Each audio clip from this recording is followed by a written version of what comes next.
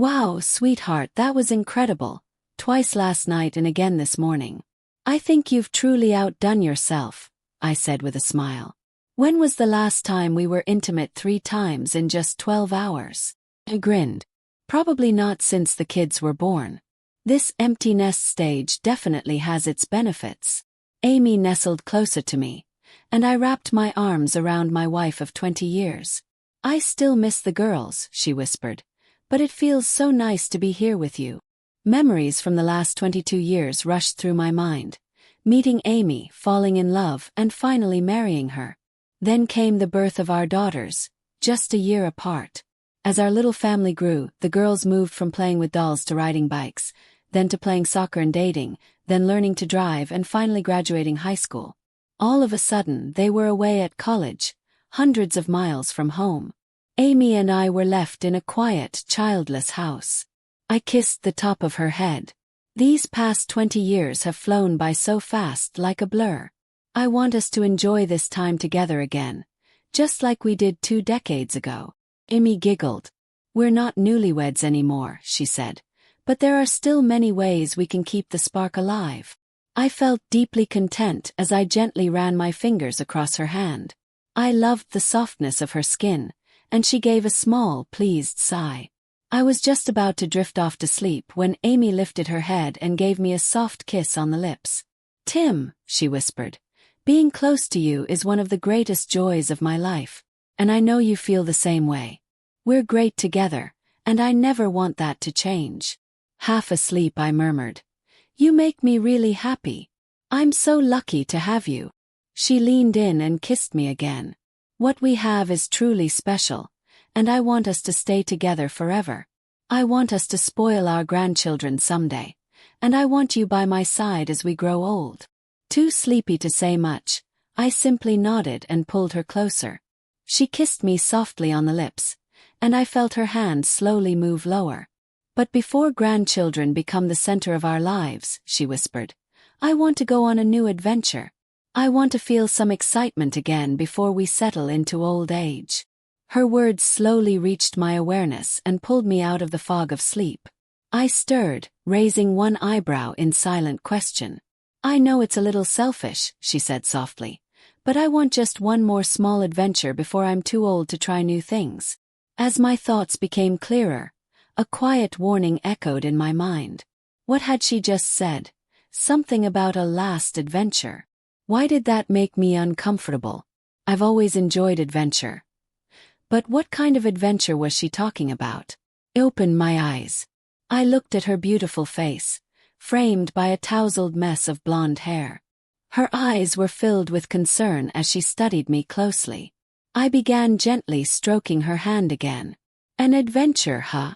What kind of adventure are you talking about for us? She leaned in and kissed me again. Like I said, it's a little selfish. Now the alarm in my head was blaring. So this adventure is for you, not for us?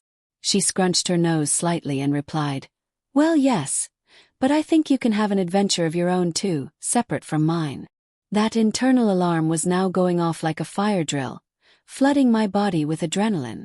I sat up and braced myself against the headboard, which made Amy shift away from me.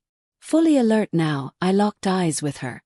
Amy, I said firmly, stop avoiding the point. Just tell me clearly. What do you mean by adventure? Amy pulled back a bit and said softly, It's okay, I didn't mean to upset you. I'm not upset. Not yet, I replied. Just talk to me. All right, she began. Remember I told you about Dan from Sal's?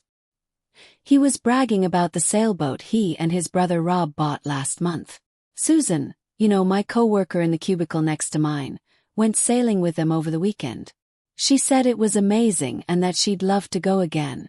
I said it sounded fun, and I guess she told Dan, because he invited both of us to go sailing again next weekend. I stared at her in disbelief. So, some guy I've never even met has invited my wife to go away with him for the weekend. Oh, and since Labor Day is on Monday, she added, it would be a 3-day weekend. I shook my head. That's unbelievably selfish. I have pictures of the boat if you want to see, she said quickly. It's really nice. Susan told me she had an incredible time sailing around the lake. Amy, Susan is single. You're married. Don't you see the issue here? I know, baby. She reached out to touch my face, but I jerked away. But it's just one weekend.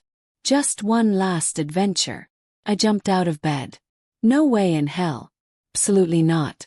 I'm not letting you play the flirty friend on some guy's boat all weekend. That's not an adventure, that's reckless. I never said I was going to sleep with anyone, she replied defensively. Come on. What makes you think those guys would invite two women for a weekend on their boat for innocent fun? Did Susan even tell you what really happened when she went with them? Amy looked down at the bed. Yes, she admitted quietly. She did sleep with them. But that doesn't mean I should. Oh right, I snapped. And her story about lounging on the deck, floating on the water, and then ending up in bed with two brothers, that has nothing to do with you wanting to join her again? Tim, it's just one weekend. You can spend it however you want, and then we'll move on and forget about it. You're already planning your so-called adventure, and now I'm supposed to scramble and come up with something of my own in a few days? I don't want some random adventure with someone else, Amy. I only want one with you. You could have asked me to rent a boat. We could have had our own little trip on the lake, I said, my voice rising. But this isn't about sailing, is it? The real adventure you want is spending a weekend with two younger guys. Her voice trembled slightly. Babe, I'm sorry. I think I just got caught up in the excitement of Susan's story, Amy said quietly. It sounded like such a grand adventure. Sorry. I'll tell them I'm not going. Just 20 minutes ago, I had been as happy as I could remember, holding Amy in my arms, feeling content and confident in our love and the strength of our marriage. Now it all felt like a lie. I had fooled myself into believing she was just as content and committed as I was. But I was wrong. No, she said. It's not a fantasy. I really love you, Tim. I always will. Please, baby, I was so stupid. I don't know what I was thinking. I probably wasn't thinking at all. Please forget what I said. Please. She was still talking as I walked away and closed the bathroom door behind me. I locked it. Standing under the warm water in the shower, I tried to wash away the last traces of our intimacy, but I couldn't wash the numbness from my heart. Her words still echoed in my head. How could she believe I would ever agree to something like that? How could she expect me to be okay with such a betrayal? When I stepped out of the bathroom, Amy was lying face down on the bed, sobbing uncontrollably. Her beautiful face was streaked with tears as she looked up at me. I sat beside her, and she immediately clung to me. I wrapped my arms around her and held her close until her crying began to slow. Tim, she said in a choked voice, for 22 years you've believed in us, in our relationship. I thought we were on the same page, that we wanted the same things. I never realized how much I was hurting you until now. Oh my God, I'm so sorry, she continued. While you were in the shower, I kept thinking about what I said. What I planned. Then I imagined if you had come to me saying that two women had invited you on a weekend trip. I nearly threw up. It's so selfish, like I'm acting like some foolish teenager instead of a wife and mother. I feel ashamed and so stupid, she whispered. I don't even know how I could have thought this was okay. So what now? I asked quietly. What are we supposed to do? How do we move forward from this? How do I ever trust you again, knowing that you were willing to be with two other men? What does that say about our future? Amy tried to hold back more tears, but they spilled over again. I've ruined everything. No. I can't believe I thought any husband would be okay with that. I took you for granted, Tim. You've always been steady, always loyal.